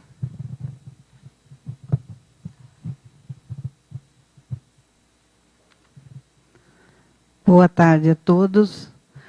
No próximo dia 2 de agosto, das 14h30 às 18 horas, estará acontecendo no campus da OEC o Dia de Ação em Saúde Consciencial, onde você poderá receber atendimentos gratuitos em arquitetura, direito do trabalho e previdenciário, enfermagem, imunizações, fonoaudiologia, massoterapia, medicina, life coaching, técnicas terapêuticas chinesas, veterinária, visagismo e estilista.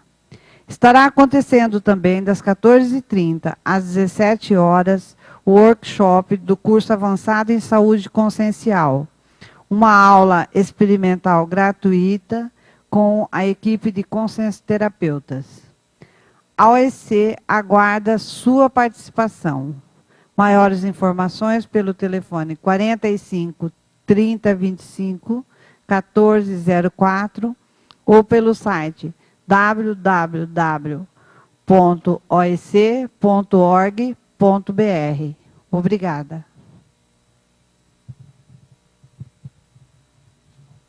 Boa tarde a todos. Eu estou aqui para convidar você a participar do ECP1 temático de Foz do Iguaçu. O tema será curso intermissivo. O ECP1 é um curso que objetiva a imersão na paraprocedência pessoal, favorecendo posicionamentos compatíveis com o seu curso intermissivo para você realizar a sua ProEx pessoal. Então, é uma ótima chance de você focar no seu curso intermissivo nesse ECP1 temático. Ele acontecerá aqui em Foz do Iguaçu no dia 15 a 17 de agosto. Os pré-requisitos para esse curso são curso CIP, CPC e Assistenciologia. As inscrições podem ser feitas pelo site, pelo e-mail fozdoiguaçu@iipc.org e você também pode acessar pelo telefone 45 2102 1448. Não perca. Para amanhã, teremos o verbete Síndrome da Dispersão Consciencial, especialidade Antievoluciologia, verbetógrafa Neida Cardoso. Obrigada, boa tarde.